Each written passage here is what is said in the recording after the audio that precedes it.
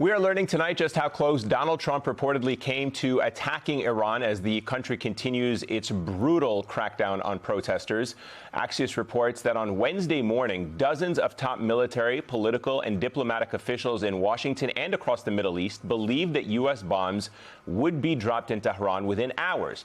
By that afternoon, it was clear the order was not coming. Two U.S. officials said America had stood down. Now, this new reporting comes just one day after Trump again raised the possibility of regime change, telling Politico, quote, "It is time to look for new leadership in Iran."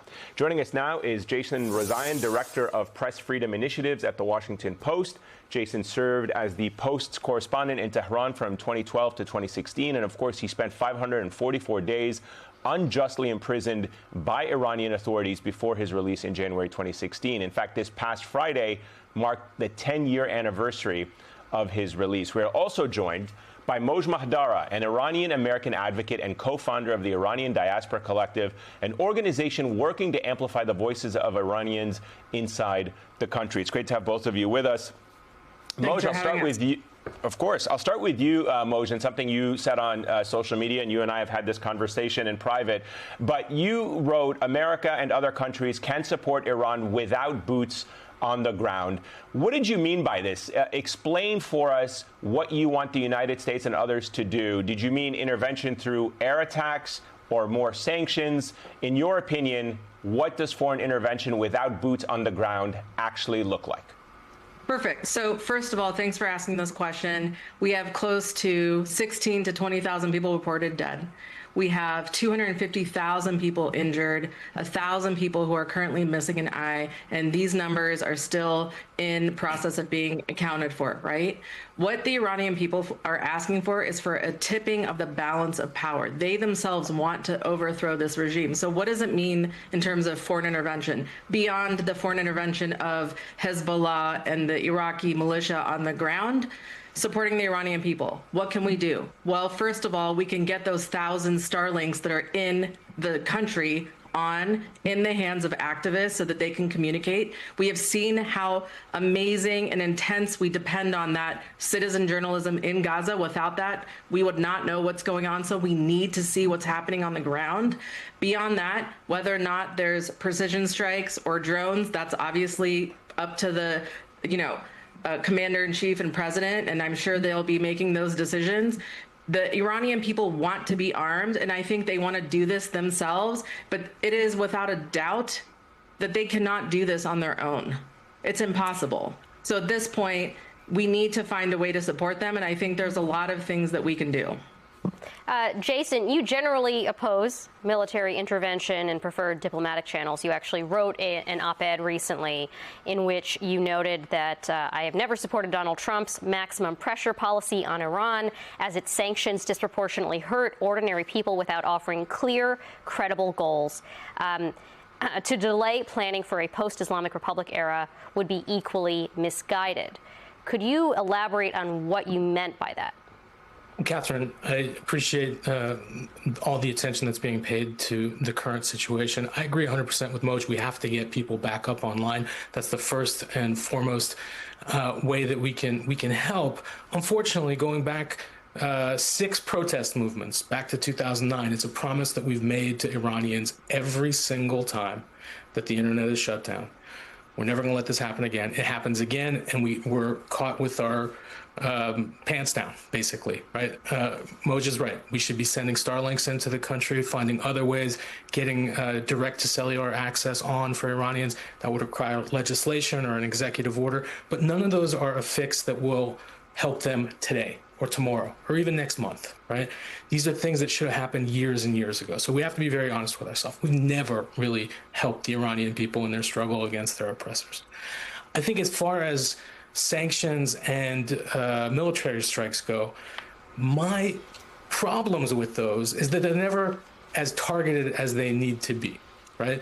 And that reporting that you just showed from Axios, I'm not surprised by that. If you go back 6 months to June of last year, when we decided to bomb Iran's nuclear sites, if you were to ask those same officials, they were caught off guard by the fact that we actually attacked. So we really don't know what Donald Trump's going to do from one day to another.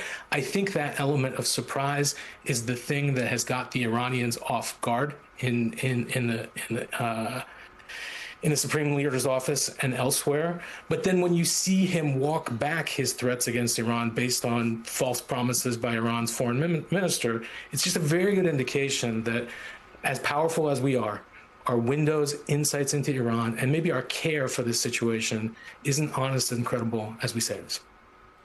Moj, I'm curious, given what we're seeing unfolding in Venezuela right now, where Maduro is gone, but they're leaving much of the dictatorship intact there. I mean, Delcy Rodriguez, in the view of some Venezuelans, she was his vice president. Now she's effectively the president.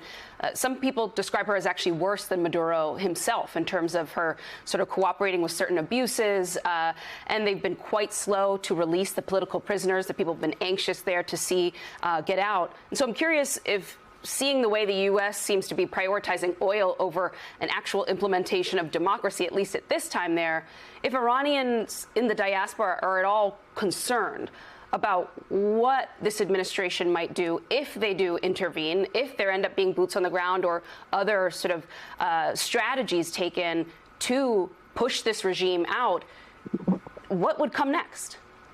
I think there needs to be a level of responsibility in talking about Iran in the media that I'm currently not seeing. We are talking about a massacre of over 20,000 people right now. I have heard on this network and others that there was a moral responsibility to get involved in what happened in Gaza, and the Democratic leadership failed us in doing that, right? And in this moment, we know that tens of thousands of people are being unalived in a massacre by their own government in a regime that's exporting terror worldwide. And so my question is, what do you suggest we do? Just stand there and watch it and debate it? Or what is the question here? Because I'm asking genuinely. We've asked for intervention in other places where people were truly in harm's way. And in this moment, these people are willing to die for democracy and a regime change. I think it is important to take this beyond politics.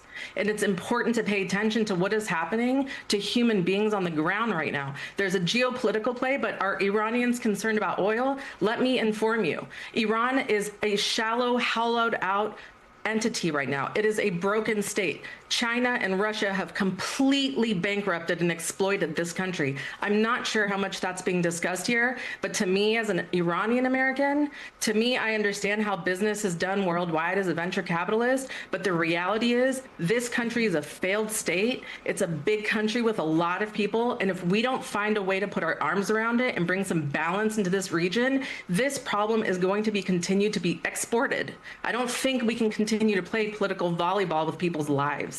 I just want to clarify there that my question was not to say that the alternative is to do nothing, but more a question about what conversations with this administration could look like, about what their commitments would be there. The commitment is they said they're going to support protesters. They said, go out, take on your institutions. Millions of people went out. Tens of thousands of people have now died. We're talking about entire families. American president, the commander in chief, said to do that. And we have got to hold ourselves accountable. We are still the greatest country on earth, and I believe that with all of our faults. But when we tell a country that has been pushing for regime change for decades, to Jason's point, decades and decades, and we begged the previous administration to do something in Gaza, and God knows I wanted it and you wanted it, and they didn't. This president says he's the president of peace. Show us. Show us what peace is and get rid of the supreme leader. I am totally fine for him to blow him into wherever he wants to go. He does not deserve to be on this earth any longer. So, Jason, I want to go to you and get your response to that. What do you think is the responsible path for any American aid to the protesters right now in Iran that would help the circumstances and would help push Americans' foreign policy in a way that we want it promoted, but not to make things worse? At least as I said earlier, these are promises that we've been making for decades and years, not following through on them. So there's inroads that we could have made to Iranian civil society. We've welcomed with open arms hundreds of thousands of Iranians into the United States over the last couple of decades. Many of them over the years have traveled back and forth to Iran. As many of you know, Iranians are the highest educated, highest income earning non-European immigrant group in this country. It's about 2 million of us. We hold massive capital and influence and technology. Our political clout is next to none, and you're watching it play out right now. That's on us as a community. But the ways that the United States government can help are getting people up online, giving them voice. I have to push back a little bit on what Moj said about arming Iranians. I think the amount of arms that would be needed to mount a credible military defense against the well-armed Iranian system would take us years and years and years and years to supply them with. The other thing that I think that we have to be very clear about is that the one thing that Iran has is a defined sense of itself going back over 2,500 years, regardless of ethnicity, religion, language. We have Arab Iranians, Persian Iranians, Azeri Turk Iranians, Baluchi Iranians, Christian Iranians, Jewish Iranians, Zoroastrians, Muslims. All of those people see themselves as Iranian first. Maintaining the territorial integrity of this country is incredibly important.